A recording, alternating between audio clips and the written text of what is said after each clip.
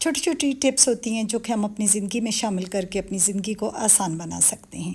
जैसा कि आपको नज़र आ रहा है कि ये बेलन पे जमा हुआ आटा, हालांकि देखने में और सुनने में ये बात कोई बड़ी बात नहीं लगती, लेकिन जो बहनें रोटी बनाती हैं उनको ये पता होगा कि ये जमा हुआ आटा हमें रोटी बनाने में कितना परेशान करता है। इससे ये होता है कि रोटी अच्छी नहीं बनती, बेलन के साथ रोटी चिपकना शुरू हो जाती है। तो आज जी हम बेलन साफ़ करेंगे बहुत ही आसान तरीके से। और उसके अलावा जी अगर आपको चाहिए अपने स्विच बोर्ड ऐसे चमकते दमकते, तो फिर जनाब आज की वीडियो तो आपके लिए है। आपने वीडियो फुल वॉच करनी है क्योंकि आज की वीडियो में मैं ऐसी छोटी छोटी टिप्स लेकर आई हूँ जो कि आपकी ज़िंदगी को आसान बना देगी। उसके अलावा जी चिकन तो घर में आते हैं और हम धो लेते हैं, लेकिन जो सेंक से स्मेल होती है वो नहीं जाती। दूसरे दिन तक भी हमें अजीब सी हल्की हल्की ठंडी ठंडी स्मेल जो है फ़ील होती रहती है। तो आज की वीडियो में जी हम इन तमाम मसाइल का हल करेंगे। तो चलें स्टार्ट करते हैं अपनी वीडियो। अस्सलाम वालेकुम माय यूट्यूब फैमिली, कैसे हैं जी आप लोग? होपफुली ठीक ठाक होंगे। अल्हम्दुलिल्लाह मैं भी ठीक हूँ। तो सबसे पहली टिप मेरी आज की ये है कि हम औरतें जब रोटी बना रही होती हैं और बेलन के साथ आटा चिपक कर काफ़ी जब दिन हम बेलन साफ़ नहीं करते तो फिर बेलन का कुछ ऐसा हाल हो जाता है। तो जी इसके लिए बहुत ही आसान सी टिप है कि आपने लेनी है, कोई भी आपके घर में जो भी नाइफ हो लेना है और उसकी सीधी साइड नहीं उल्टी साइड को आपने इस तरह हल्के हल्के बेलन पे इसको खरोचना है, लेकिन उल्टी साइड से। अगर आप सीधी साइड से खरोचेंगे तो फिर आपके बेलन जो है डैमेज भी हो सकता है क्योंकि ये वुड का बना हुआ होता है और इस पर हल्की हल्की खराशें भी आप तो इसको ख़राब कर देंगी और आपका बेलन जी नया बेलन भी ख़राब होकर पुराना लगेगा। अगर आप चाहते हैं कि आपका घर बहुत अरसे तक नया नया ही रहे और उसके साथ जी आप जो चीज़ ख़रीदते हैं बहुत अरसे तक वो नई लगे, साफ़ सुथरी हो, तो फिर जनाब आपको डोमेस्टिक डायरी को सब्सक्राइब करना पड़ेगा क्योंकि मैं लाती हूँ आपके लिए बहुत आसान टिप्स जो कि हमारी ज़िंदगी को आसान भी बनाती हैं और ख़ूबसूरत भी बनाती हैं। तो अब जी हमने बेलन को तो खुरच कर आटा साफ़ कर लिया और उसके बाद जी लेना है आपने एक टिशू या कोई भी कपड़ा सॉफ्ट सा और अच्छे से आपने अपने बेलन को साफ़ कर लेना है इससे। और आप देखें जी बिल्कुल बेलन मेरा जैसे कि नया होता है। अगर आप अपनी चीज़ों की इस तरह केयर करेंगे, वक्तन फ़ौक्तन उनको साफ़ करेंगे और साफ़ भी इस तरीके से करेंगे कि बस दफ़ा सफाई भी जो होती है ना वो भी चीज़ को ख़राब कर देती है। अब जिस तरह ये वुडन का बना हुआ बेलन अगर आप इसको रोज़ धोएंगे या दूसरे तीसरे दिन धोएंगे तो आहिस्ता आहिस्ता ये डी शेप होना शुरू हो जाएगा क्योंकि ये वुड है, ज़ाहिर है ये जब गीला होगा तो ये टेढ़ा हो जाएगा, रोटी बनानी भी मुश्किल होगी और देखने में भी बुरा लगेगा। तो इसलिए जी आपने इसको रोज़ रोज़ तो नहीं धोना, लेकिन महीने में एक बार आपने इसको धोकर धूप पे ज़रूर सुखाना है ताकि इससे जम्स वगैरह का ख़त्म हो जाए। इसी तरह हमने रोलिंग पेन को भी इसी तरह साफ़ करना है जैसे हमने बेलन को किया। तो मैं आपको बता रही थी कि ये बेलन मेरा जो है तकरीबन 12 साल हो गए हैं मैं यूज़ कर रही हूँ और अभी भी देखने में ऐसे लगते हैं कि जैसे आज ही हमने नया बाज़ार से लाया है। तो मैं समझती हूँ कि सबसे बड़ी अक्लमंदी और सलीकामंदी ये है कि हमारे पास जो चीज़ें हैं वो अगर पुरानी भी हो जाएं लेकिन हमने उनको ऐसे संभाला हो कि वो नई लगे, देखने में वो बिल्कुल नई नीट एंड क्लीन लगेंगी तो हम भी फ्रेश रहेंगे क्योंकि रोज़ रोज़ ये चीज़ें ख़रीदी नहीं जा सकती, महंगाई इतनी ज़्यादा है। और पुरानी चीज़ों के साथ मेरी तो बिल्कुल नहीं बनती यार, मैं आपको क्या बताऊं कि मुझे पुरानी चीज़ें बिल्कुल अच्छी नहीं लगती। तो इसी वजह से मैं अपनी चीज़ों की बहुत केयर करती हूँ ताकि मेरे पास जो पुरानी चीज़ें हैं वो भी अरसे तक नहीं रहें और फिर मैं उनको देख देख के खुश होती रहती हूँ क्योंकि ज़रा सी भी चीज़ पुरानी हो जाए, ख़राब हो जाए तो मुझे वो बिल्कुल अच्छी नहीं लगती। तो यहाँ पर देखें जी मेरा रोलिंग पेन भी बातों बातों में साफ़ हो गया है। इसके अलावा जी मैं अपनी प्यारी बहनों का शुक्रिया भी अदा करूँगी कि बहुत प्यारे प्यारे कमेंट्स आते हैं। कुछ कमेंट्स तो इतने प्यारे होते हैं, कुछ में कहीं कहीं जेलसी की झलक भी होती है, लेकिन ज़्यादातर जो मेरी बहनें, मेरी ऑडियंस जो है मेरी वीडियोज़ बहुत पसंद करती है।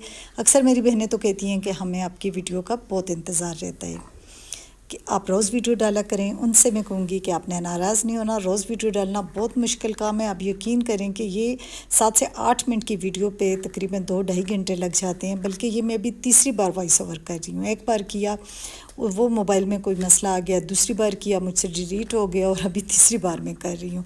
यानी कि देखने में ये काम बहुत छोटा सा लगता है और देखने वाले इतना भाग भाग कर देख रहे होते हैं, लेकिन जो वीडियो बना रहे होते हैं तो उनको पता होता है कि कितना मुश्किल है। और यहाँ पर देखें मेरा बेलन कितना अच्छे से साफ़ हो गया और बिल्कुल नया लग रहा है।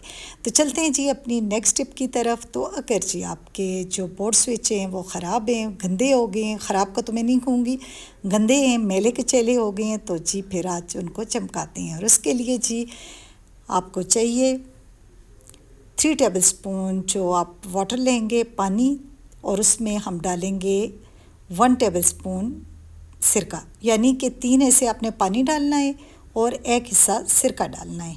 तो इतना जो हम मेलूल बना रहे हैं, मेरे ख़्याल में ये लिक्विड हमारे घर के सारे स्विच के लिए काफ़ी होगा। मैं कोशिश करती हूँ कि मैं वो चीज़ें आपको बताऊँ, वो मेरी जो टिप्स हैं, ट्रिक्स हैं, रेसिपीज़ हैं, जो चीज़ भी है, तो मेरी ये कोशिश होती है कि मैं कुछ इस तरह की चीज़ें उनमें डालूँ जो कि आपके पास आपके घर में मौजूद हों, कुछ भी उसमें नया ना हो, ताकि आपको बाज़ार से कोई चीज़ भी ख़रीदना ना पड़े। और अल्हम्दुलिल्लाह मेरी अक्सर टिप्स एंड ट्रिक्स इसी वजह से बहुत आगे चली जाती हैं कि मेरी बहनें देखती हैं और पसंद करती हैं, क्योंकि उसमें इतना कुछ आसान होता है उनके लिए बनाना और उनको फॉलो करना। तो इस वजह से वो खुशी से मेरे चैनल को सब्सक्राइब भी करती हैं और मेरी जितनी वीडियोज़ हैं वो खुशी से देखती हैं। तो यहाँ पर जी मैंने एक लिए कॉटन बर्ड, और आप अगर आपके पास कॉटन बर्ड नहीं है तो कोई मसला नहीं है, कोई भी सूती कपड़ा हल्का से इसमें लूल में भिगो दें। मैंने कॉटन बर्ड इसलिए लिया कि मेरे स्विच जो हैं बिल्कुल साफ़ हैं, मैंने कुछ ही दिन पहले सारे स्विच साफ़ किए थे, लेकिन इनकी ये लाइनों के अंदर हल्की हल्की मैल थी, तो मैंने कहा चलें वीडियो भी बन जाएगी और इसकी ये लाइनें वगैरह भी साफ़ हो जाएंगी। तो यहाँ पर जी इस मेलूल में मैंने कॉटन बर्ड को भिगो दिया, और अब आप देख रहे हैं कि इस तरह लाइनों वगैरह में आप जो है बारीकी से इस तरह आप साफ़ कर सकते हैं। और अगर स्विच के ऊपर मैल है तो फिर आप किसी कपड़े को डिप करें इस मेलूल में, और ये स्विच वगैरह आप उससे साफ़ करें। हाँ, इससे पहले अगर आप चाहें तो मेन स्विच बंद कर दें, ये ना हो कि मेरी बहनें मेरे मत्थे लग जाएं कहेंगे अल्लाह आपको सेहत ज़िंदगी दे, कि मतलब ये काम थोड़ा नाजुक होता है। तो आप चाहें तो मेन स्विच बंद करके एक दिन घर के सारे स्विच आप इसी तरह साफ़ कर लें, तो फिर जो है अरसे तक ये स्विच आपके साफ़ रहेंगे। तो यहाँ पर देखें कि मैं ये सारी लाइनों वगैरह से मेल में निकाल रही हूँ, और अभी आपको मैं बताऊँगी कि ये जो कॉटन बर्ड है ये कितना ये गंदा हो गया है। बस दफ़ा ये होता है कि ये जो स्विच वगैरह इन पे पेंट लग जाता है, घर में पेंट का काम लगा होता है, तो इससे ये भी उतर जाएगा। अब आपको नज़र आ रहा है कि ये 2-3 स्विच मेरे जो हैं इन पे पेंट लगा हुआ है, और ये कितना इजीली उतर रहा है। स्पीड मैंने थोड़ी तेज़ की है क्योंकि वीडियो बहुत लंबी हो जाती है, और मेरी बहनें गिला करती हैं कि आपकी वीडियो बहुत लंबी होती है। तो यहाँ पर देखें जी कॉटन बर्ड भी अच्छे खासे गंदे हो गए। अब जनाब देखें मेरे चमकता दमकता स्विच बोर्ड कैसे लाइटें निकल रही हैं। तो अगर आपने भी अपने स्विच बोर्ड बिल्कुल क्लीन करने हैं और ऐसे ही चमकाने हैं तो फिर इस टिप पर अमल कीजिए। तो चलते हैं अपनी नेक्स्ट टिप की तरफ। चिकन जब घर में आते हैं तो खैर मुझे तो बहुत ही मुश्किल लगता है धोना, लेकिन अब ज़ाहिर है धोए बगैर तो गुजारा नहीं है, धोना ही पड़ता है। अब चिकन तो धुल जाते हैं, लेकिन इसके साथ बहुत सारी चीज़ें मज़ीद गंदी हो जाती हैं, जैसे सैंक या जिस बर्तन में हम चिकन डालते हैं, जिसमें धोते हैं 3-4 बर्तन, तो वो बन जाते हैं। तो मैं इन सब चीज़ों को कैसे क्लीन करती हूँ मैं आपके साथ शेयर करती हूँ। सबसे पहले तो आपने कोई छोटा सा फालतू एक कपड़ा ले लेना है, जो भी कपड़े की कतरे वगैरह हो आप फेंका ना करें, किसी शॉपर में डालकर अलग से रख दिया करें। तो अब जी इस पर मैंने थोड़ा सा लगाया है लिक्विड जो बर्तन धोने का होता है, तो वो थोड़ा सा लगा कर तो मैंने सिंक को अच्छे से सारे सिंक में मैंने मार दिया। आप देख रहे हैं कि इससे अच्छे से सिंक को आप क्लीन कर लें, क्योंकि अगर आप बर्तन धोने वाला जो स्टील वूल होता है या उस तरह का कोई भी आप चीज़ इस्तेमाल करते हैं, तो अगर उससे आप सिंक धोएंगे तो वो चीज़ भी गंदी हो जाती है। तो हमने ये कपड़ा जो हमने जिससे सिंक साफ़ किया है, तो इस कपड़े को हमने फेंक देना है। अब ये अलग से हमने रखना है किसी चूल्हे पर, किसी भी पतीले में पानी, और इसमें 1 चम्मच भर कर हमने डालना है नमक। नमक से ये होगा कि एक तो जरासीम ख़त्म हो गए, स्मेल ख़त्म होगी, और उसके अलावा जी आपके सिंक की खोई हुई चमक भी वापस आ जाएगी, यानी कि जितना भी पुराना सिंक होगा चमकना शुरू हो जाएगा और आपको ऐसे लगेगा कि ये बिल्कुल नया हो गया है।